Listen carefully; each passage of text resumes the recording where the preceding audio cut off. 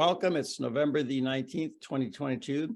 I'm with just Ajahn Punnadhammo this time, and we're going to talk about the Brahmas. In Buddhist cosmology, there's the devas, the heavenly beings, the angels, but above them are the Brahmas, more vast, godlike beings. So Ajahn Punnadhammo is the abbot of the Arrow River Forest Hermitage in Northern Ontario, and he's the author of the book, The Buddhist Cosmos, which is like the Theravada book on Buddhist cosmology. It's the book. So it's an honor to have you, Ajahn Punnadhammo. Happy Cats, welcome. Is happy to see you too. How are you? Good. The first question to deal with is to define what is a Brahma in the Buddhist cosmology. And it's a class of beings that are quite separate from the devas. Actually, the devas are closer in most respects to humans. They have more in common with us than they do with the Brahmas. The Brahmas are transcendent above devas and humans, because devas are part of the sense desire realm, or the sense experience realm, and the Brahmas have transcended that. They're beings that live a very long time. The higher levels of Brahmas, their lifespan can be in multiple aeons, like whole world systems come and go. Then there are various grades of Brahmas. Mostly we talk about the Brahmas of the first level, and the chief deity there is called Maha Brahma, or the Great Brahma, and he will preside over some thousands of world systems. And there are lesser Brahmas that dwell at the same level. Brahmas, as I say, they have transcended sensuality, so they're not divided into genders. There's no male or female there. They're all just reckoned as beings.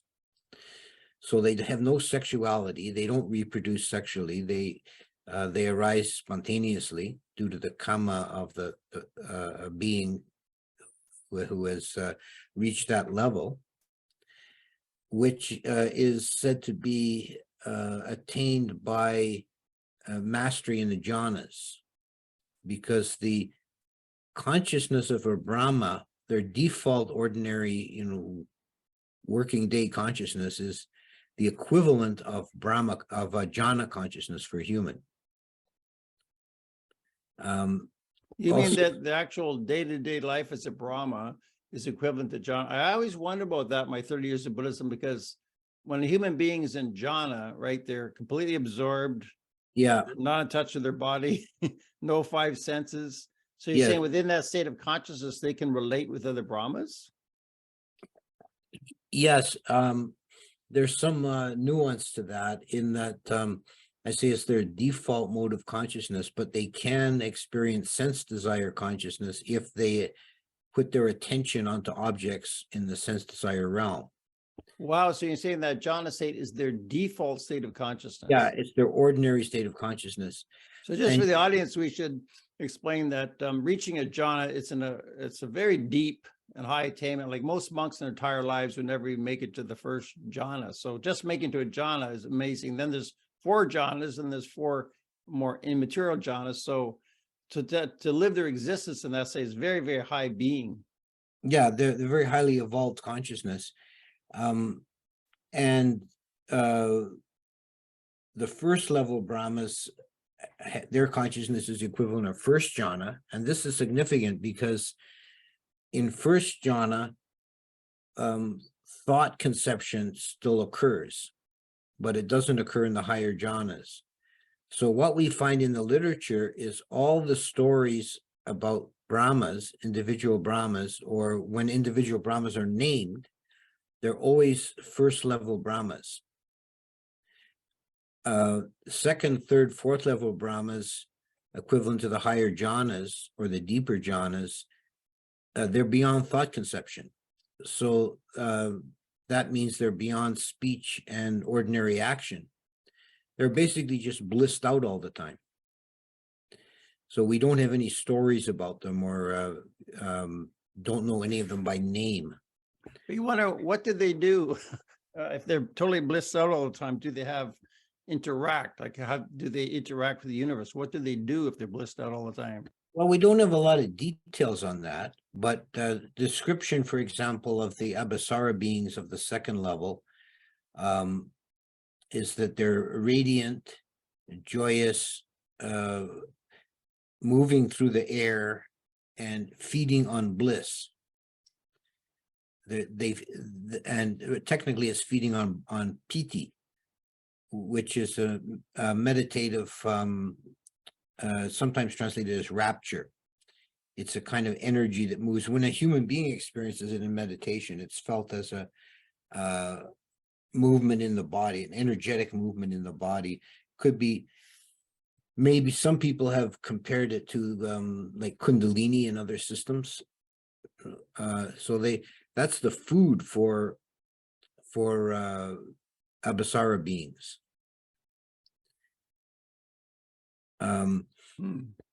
The first level jhana beings, we have a lot more stories about them. They're not perfected because they're beyond the defilements of sensuality, but they are still subject to defilements of the desire to be and a false view. So one of the stories, for example, is about the Buddha going to see Baka, the Brahma. It was one of these Mahabrahmas, a great Brahma, who had fallen into the view that he was the supreme deity. He was basically God.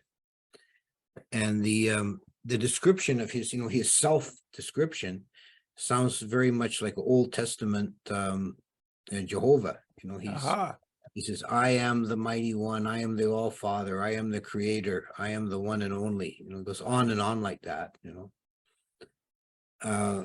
and the Buddha manages to demonstrate to him that he's not supreme.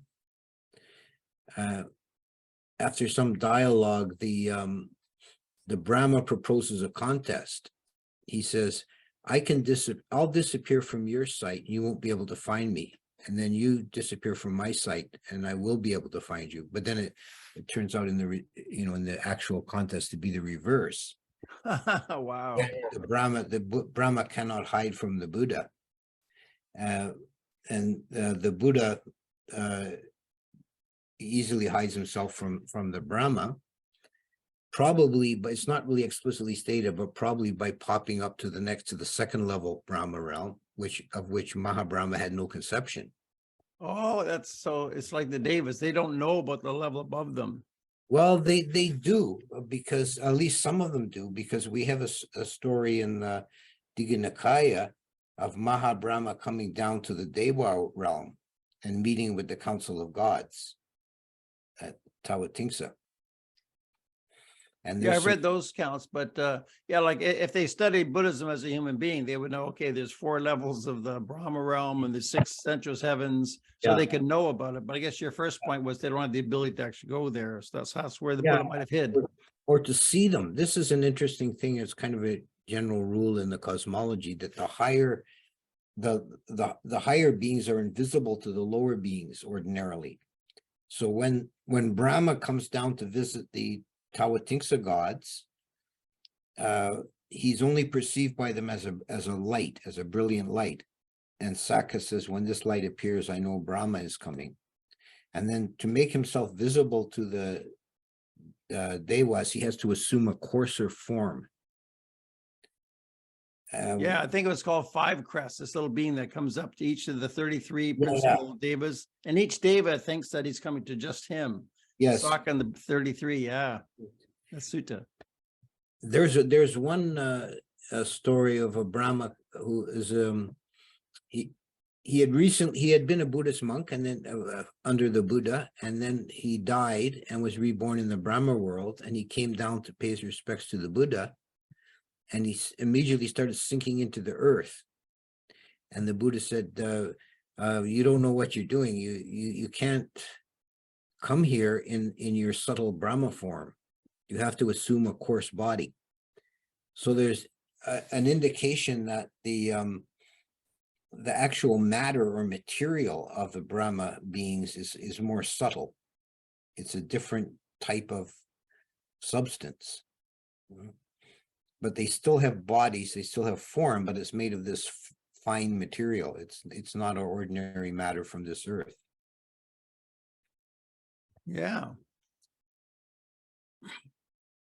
Yeah, I guess I'm always trying to relate that, like the cosmology that we know. I guess, that's the timeless cosmology. I guess I relate it to the field of ufology that I study, because in ufology they describe light beings, or these devas, or these Brahmas, and some ETs can switch to being light beings. Oh, Pannobhasa's here. Okay, in terms of light beings, that applies very much to Brahmas. One of their salient characteristics is the brilliant light that they give off. It's said that a Brahma can light up an entire world system with one finger. Wow, with one finger. With one finger. Of course, they don't actually have fingers, right? Like, what do they look like? These beings? They do. They're basically anthropomorphic. They're described as, of course, an androgynous appearance, because they're neither male nor female, but they have limbs and a face and so on. So again, this reminds me, in ufology, like many gray aliens they look asexual. Some may have male or female identity, but they don't have genitals. Same with the mantids, which are very high. They don't appear to have any sexual identity.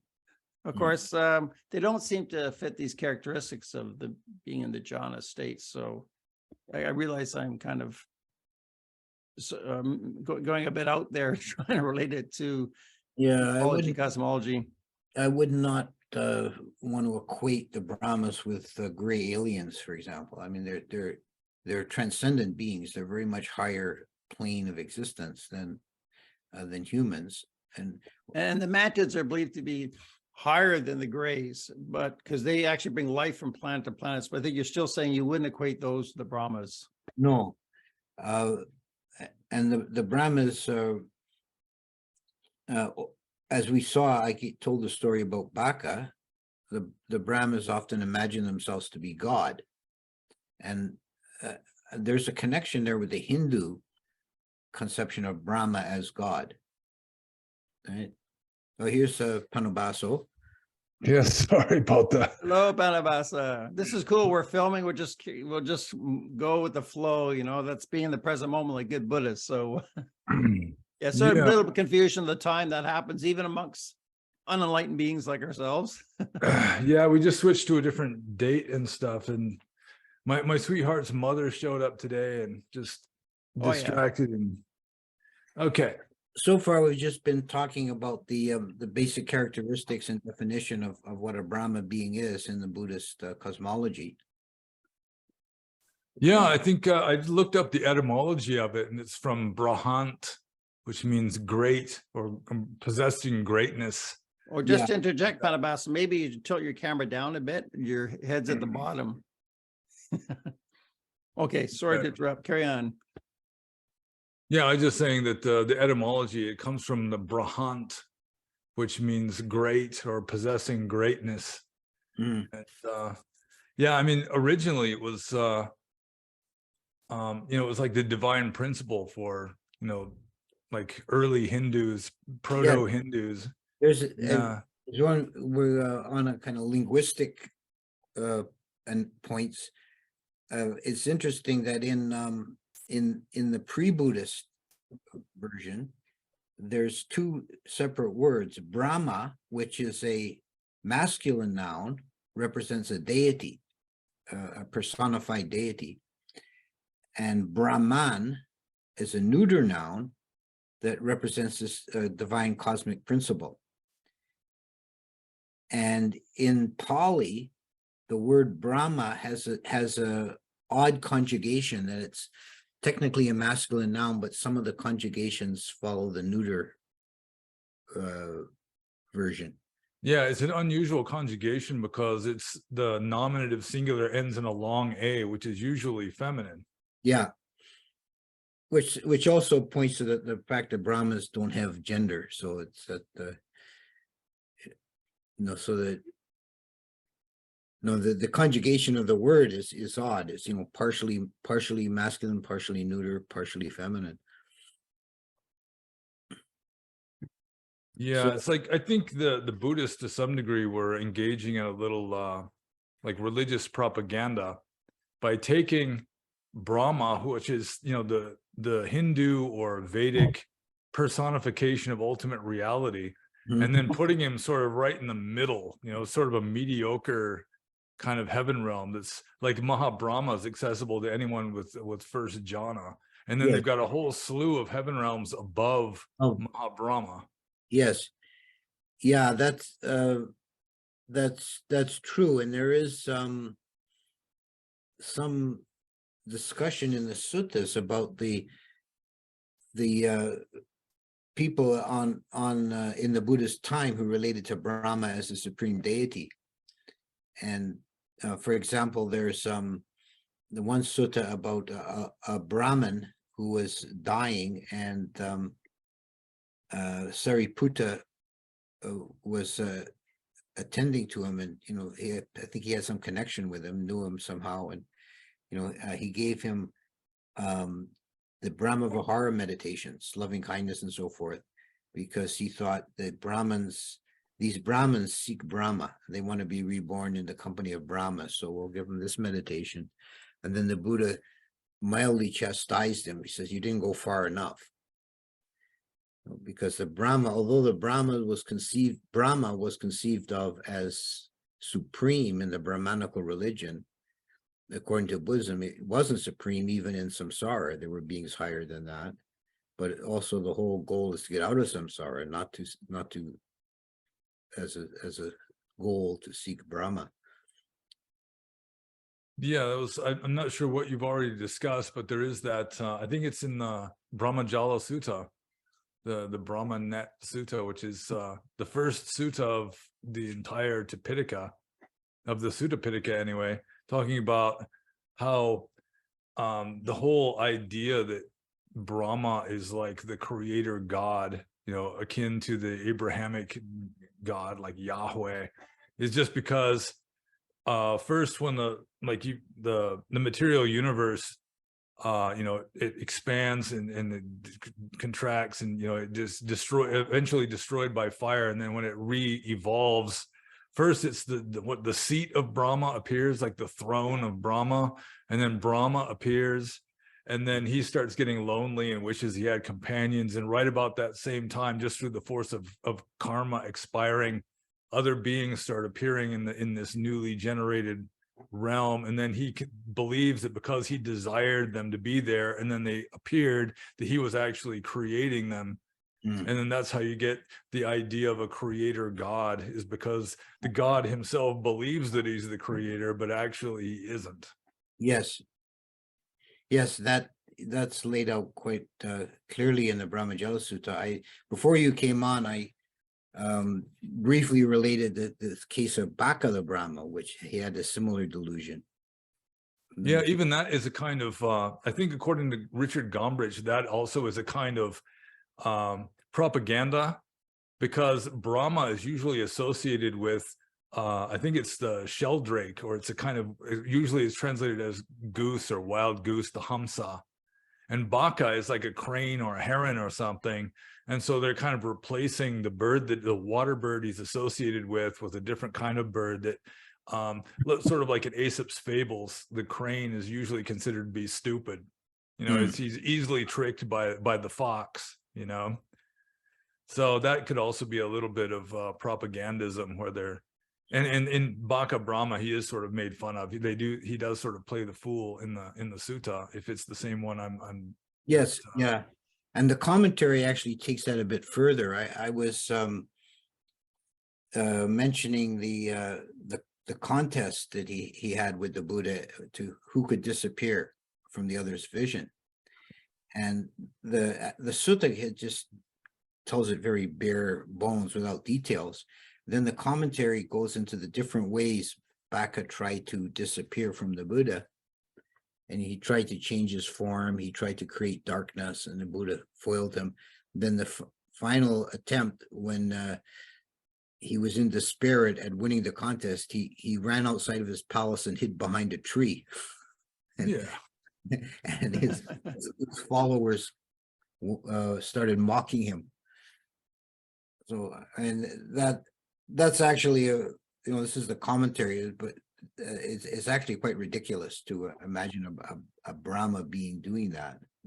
Well, it's kind of stretching it a bit, even to have Mahabrahma coming down and begging the Buddha to teach Dhamma, and then he and Saka, who are like the two main deities for the early, Indo-Aryans, they're like guarding the door outside of the Buddha's cabin. Yeah. Well, the Buddha's enlightenment was an event of cosmic significance, and Brahma Sahampati, I in my book, I spent several paragraphs trying to identify Brahma Sahampati and his place in the cosmology, and it's a little bit ambiguous, but he probably is meant to be the Mahabrahma of this world system. Yeah, I would assume so. And so he's like the supreme deity. Once you get beyond the first level Brahmas, they couldn't interfere. They couldn't be involved in the earth because their consciousness is equivalent to higher jhanas. They don't have thought conception.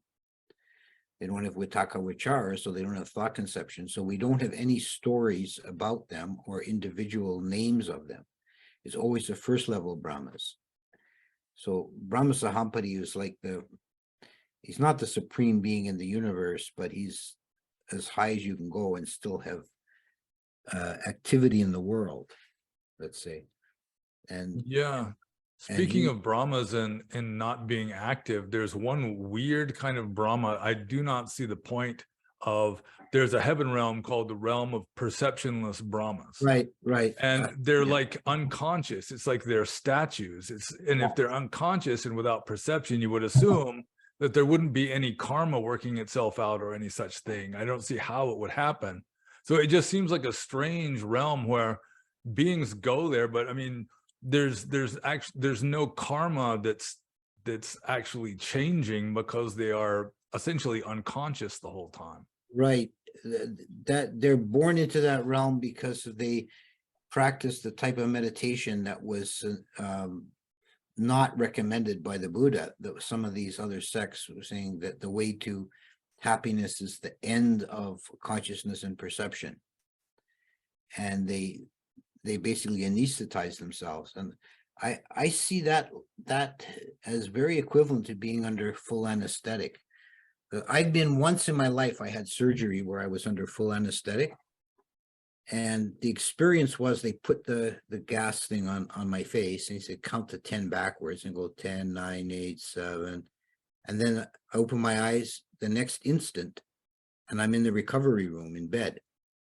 Wow. No time gap in there. No, like even if you're in the deepest sleep, when you wake up, you have a sense of time having passed. So, this tells me that there's the continuity, and this is how the commentary talks about it. The continuity of consciousness is not broken, even if 100 kappas intervene. So that the rest of the universe is going along moment by moment by moment, but it's like the consciousness of these beings or a being under anesthetic is not, it's like jumps. It doesn't, the last moment and the next moment have an intervening period when there's no consciousness. So the time flow and the consciousness flow are not absolutely fixed to each other. Yeah, it seems paradoxical to me. I mean, what's the karmic point of it if nothing is really playing out? It's a karmic resultant.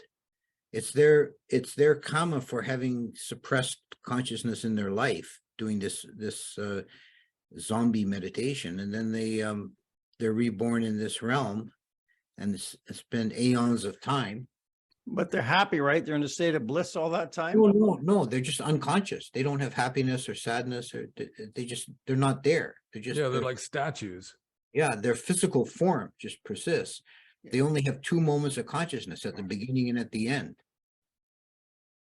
Yeah, I remember Yeah, so I reading just that don't actually in see the how Buddhist that- dictionary, and we were at I was at the Burka Monastery 20 years ago, and Venerable Punnadhammo was talking about it. He said that's really weird. They're unconscious for such a long time. He gave a talk Yeah. about this. It really stuck in my mind. Like, but now you've explained why it's a karmic result, and thank you. And after 20 years, Yeah. I kind of found this out. There was one monk in the Buddhist time who had been, he had a past life memory of having been in that realm. And he said, 100 kappas passed in an instant. I was only aware of the first moment and the last moment. Wow. Yeah, so it's strange how karma would exhaust itself if there's no activity, mental activity going on. I would Well, say it's that- not exhausted though, right? Just later on, does the jhana wear off and they die from that birth as a Brahma and end up somewhere else? Yeah. I mean, it's not eternal. It's a very long period of time. It might be like 100 kappas, but then they're reborn somewhere else. Like this fellow was reborn as a man in Magadha and became a disciple of the Buddha. Yeah, well, in the text, they always say, you go to such and such realm and then the karma exhausts itself, and then you pass away from there and go somewhere else. And I just don't see how the karma would exhaust itself in a realm where there is no mentality going on. Yeah, I see what you're saying. It is a very odd little corner, and I don't think too many beings end up there. You have to have this very specialized meditation to get there. I Yeah. guess this is an accounting thing, and I would say still it's logical to me that the karma can eventually wear off, even if there's no mental activity, just because the law of karma, it eventually wears off regardless of mental activity. And then things change and he moves on to another life. That's my sort of accounting. I come from a financial planning background 30 years ago. You owe the universe 100 kappas of unconsciousness, Yeah. and then the books are balanced when it's over. I had a Also, question. I read in the suttas, or actually a monk told me this, Venerable Punnadhammo as well. He said, the Brahmas can make worlds. I thought, wow, like they make planets? Like then another monk said, well, no, I don't think it's that. So I never understood when they states the Brahma makes worlds. Does this mean planets? No, I don't know where he got that from. There's no sense of the Brahmas being creator gods. They sometimes delude themselves, as pannobhasa was describing in the Brahmajala Sutta. They sometimes delude themselves into thinking they're creator gods, but they're not. Okay, so this is hearsay I got 20 years ago. I didn't actually read the Sutta myself, and I'm not the most dedicated, studious student. So, okay, so the Buddha didn't actually say that. Thanks. No. Okay. One interesting thing about Brahmas is that in the Buddhist cosmos, there are three worlds. You got the Kama Loka, or the world of sensuality. You got the Rupa Loka, or the world of form, and the Arupa Loka, the world of formlessness. And two of those three worlds are inhabited only by Brahmas. Well, I don't know. If depends on your definition of Brahma. I wouldn't call the formless beings. I don't think they're actually. I wouldn't class them as Brahmas. So they wouldn't be Arupa Brahmas then. I'm honestly not sure if that term ever gets used, but those terms are used a little bit loosely sometimes. Like the Abhisara beings, second level Brahmas, are sometimes called Abhisara Devas. So I mean, those terms are used a little bit loosely, but Brahmas, I think when the text is trying to be more technically precise, it just refers to beings in the Rupa realm, in the Rupa Loka. All right. Yeah. Also, I've heard of a strange kind of being called a Pacheka Brahma. Yes. I had a Burmese monk explain to me, one of my teachers explained that they're like a Brahma that appears like in the realm of Brahma, but they're not the Brahma that has a retinue or anything. They're sort of like Ronin, like the masterless samurai or something. Yeah. The wandering Brahmas. Yeah. It's possible that and there's very little description of them in the texts, but whenever they do appear, they seem to be very wise. They're often, interested in the Buddha. It may be that they're stream winners or higher, and they've overcome the Brahma's desire for being a great being and having a huge retinue and followers, and that they're beyond that. So they're still in their Brahma form, but they don't need all these lackeys bowing and scraping to them. Which is, Interesting. I say that again from paraphrasing the commentaries. I think it's the commentary to the Brahmajala Sutta. It's talking about the great Brahma and the Brahma's ministers. The Brahma Purohita was like a grade of Brahmas below the great Brahma, and it says they bow before him like bent like a fish hook. So there's definitely there's a worship going on. There's like Brahma's is the supreme deity, and all these lesser deities worship him. Okay. I've got a question. Oh, good background there, pannobhasa. Again, ufology, of course, this is my ufology. I'm kind of combining I have a Theravada Buddhist world, but in ufology, like Susie Hansen's published this book, the Dual Soul Connection. And she and others describe that for planet Earth, there's a universal governing body, either for this planet or the solar system kind of thing. And they're like the highest sort of universal governing body. Then they give the instructions to the various ETs, which do their thing or guide the Earth. It seems to me that does not fit in with Buddhist cosmology, that there's some, does it? I mean, how would you, either of you can, or both of you could answer that. Well, I can see some parallel to, not to the Brahma world, but to the four great kings, Shatu Maharajika realm, because they're said to come out on Uposatha days, either themselves or their emissaries, and tour the earth to see which humans are keeping morality and which are not. Yeah, that makes sense. And then they report to Tawatimsa Heaven, the Sudama Hall with Sokka, and Sokka is happy if it's increasing, and the more devas are getting reborn, or he's depressed if there's less devas coming in and more going to the Sura realm. But actually, that makes sense in terms of a universal governing body. I was thinking too high. It's probably just something more local, just above Earth. Yeah. And they could have an influence, like in terms of the structure, like the four great kings, devas could have an influence on human beings, right? Yes. Yeah. And the Brahmas are said to oversee thousands of world systems, and they can contemplate a 1,000 world systems like a man holding sesame seeds in his hand. But there's no sense of them actually doing much in terms of intervention on the earth. Brahma Sahampati's intervention with the Buddha was extremely rare. I mean, and so is the appearance of a Buddha extremely rare. It's not like they're governing the earth and yeah, I guess the thing that doesn't fit with ufology is the idea that these manta types beings, work with maybe hundreds of planets, dozens or thousands, and they mix and match life forms, that life forms are brought to Earth, and they mix and match with other planets, that there's this administration going on. But you're saying the Brahmas are much more detached from that, so it doesn't really fit with. No. It might be just like you said in your previous video a year or two ago, UFOs and aliens, said the gray aliens are probably more likely human realm, not Deva realm, because they're physical. So maybe this just a physical human realm or physical corporeal realm going on in this part of the galaxy, not related to the Brahmas. I'm just formulating this theory. Mm-hmm. Yeah, I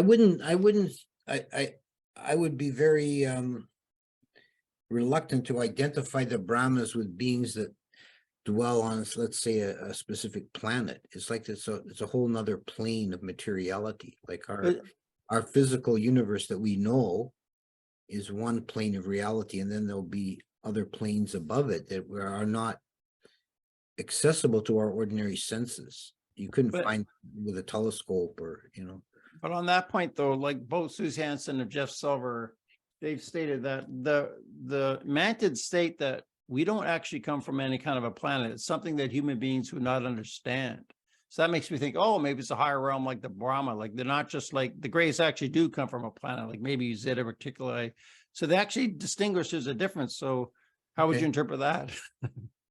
Oh, I mean, this is all kind of new to me. I haven't studied the UFO stuff. Yeah.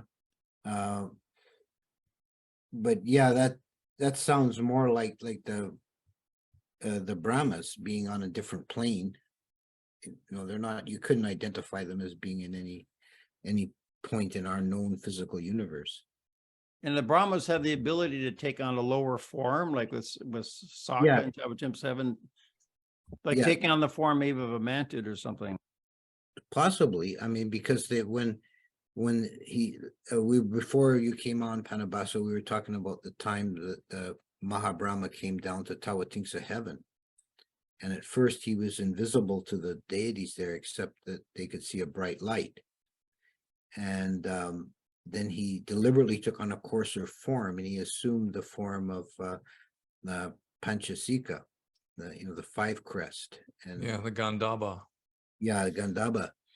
So they can assume a coarser form if they wish to make themselves visible and interact with lower realm beings.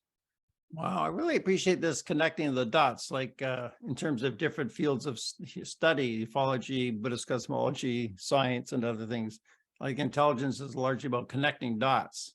So this is a fascinating conversation to me that, I mean, we're speculating, but wow, the fact that the Brahmas could take on some form, maybe a mantid, but then you help me a lot with the idea of a universal governing body. It's probably something more local to planet Earth, like, the first heaven is central sphere, the four great kings, and Tabbatim's heaven number 2. It could be just something in there that they're describing. Yeah, Thank you for that. If you interpret Buddhist cosmology more loosely, then you could just say that, any being that is above us, like with regard to psychic powers or intelligence or longevity, just power in general, the just above us would be devas, and then when you get really high up, they'd be Brahmas. So, I mean, you could have some kind of very advanced beings that, they're mostly either very subtle matter, or maybe they don't even have physical bodies at all anymore, that technically you could refer to them as Brahmas. I mean, it wouldn't be totally out of bounds, I think, unless you're just really firmly adhering to the descriptions in the texts.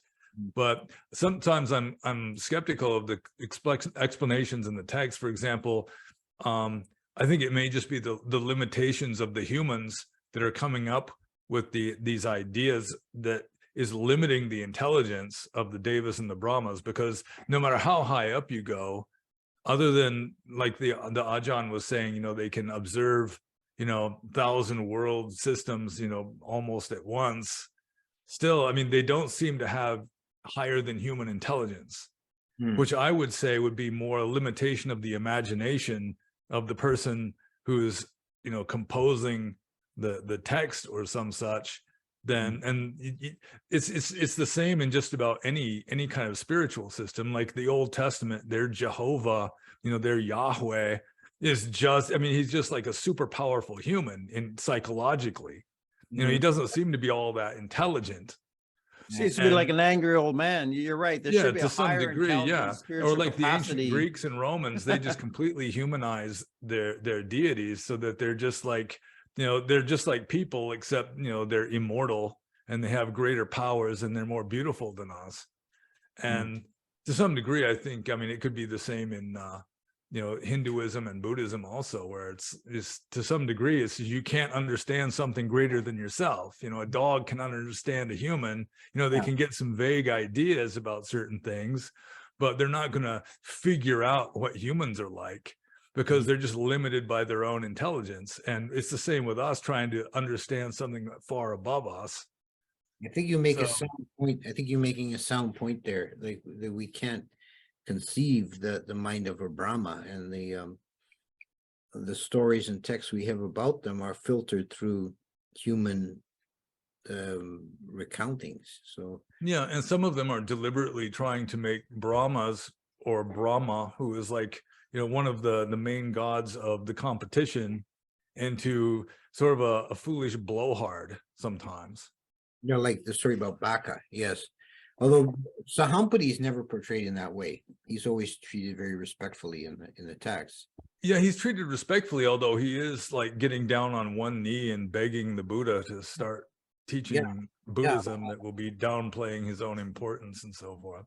Yeah. But can we consider the example of Sokka? Didn't they say Sokka's mind could do like 100 things at one time or 1,000 things at one time? Yeah, It's very impressive. That's beyond that human is a good- capability. yeah, that is a good point, because one of the epithets of Sokka was the 1,000-eyed. Ah, That's he's never portrayed with more than 2 eyes, so that's a metaphorical thing, and it's explained as he's able to deal with 1,000 thoughts at once. His consciousness is so quick. So that okay.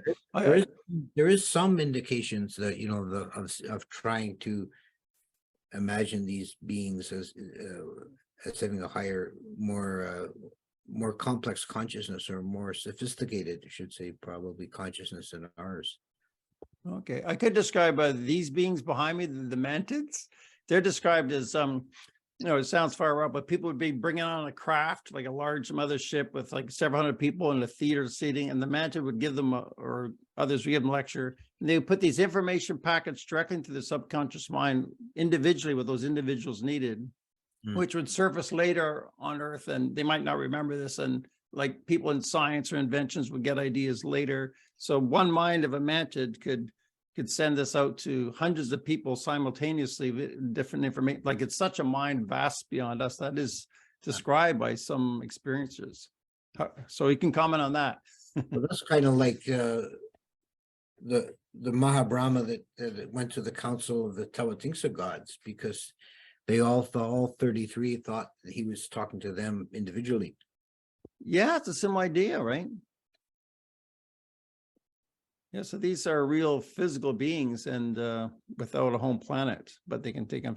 So this is a description of the mantid. And I know people personally have seen these things. I've interviewed people, and it's known within the UFO community. So it's always good to get a Buddhist perspective, you know, pannobhasa, or a Buddhist monk, cosmology monk like Ajahn Punnadhammo. I could probably do more and more videos like this. This is my niche interest, you know. Yes, any more comments, you know, I really welcome, you know. So would a mantid be neuter gender? They don't have males and females? Correct. It seems to have no gender. It seems some of the grays do have gender. Yeah, as far as I'm aware, there's no gender to a mantid. Yeah, well, that would be one similarity with the Brahmas in the text. Yeah, Plus, they call they're the way symbol more the praying advanced than us. mantis. Oh yeah, like a praying mantis insect. It actually looks similar to that. That's why it's compared to. It's not the same thing, but it's compared to that, like with the long limbs and things like that. So do we want to wind it down, and we'll take a short break and do another one? Yes, so I'll just yeah, appreciated the talk. Ajahn Punnadhammo, pannobhasa. And yeah, so we'll end this for now and go on to the next one. So thanks for listening, audience. And I should say, like, subscribe, and donate the Brian Roux Show.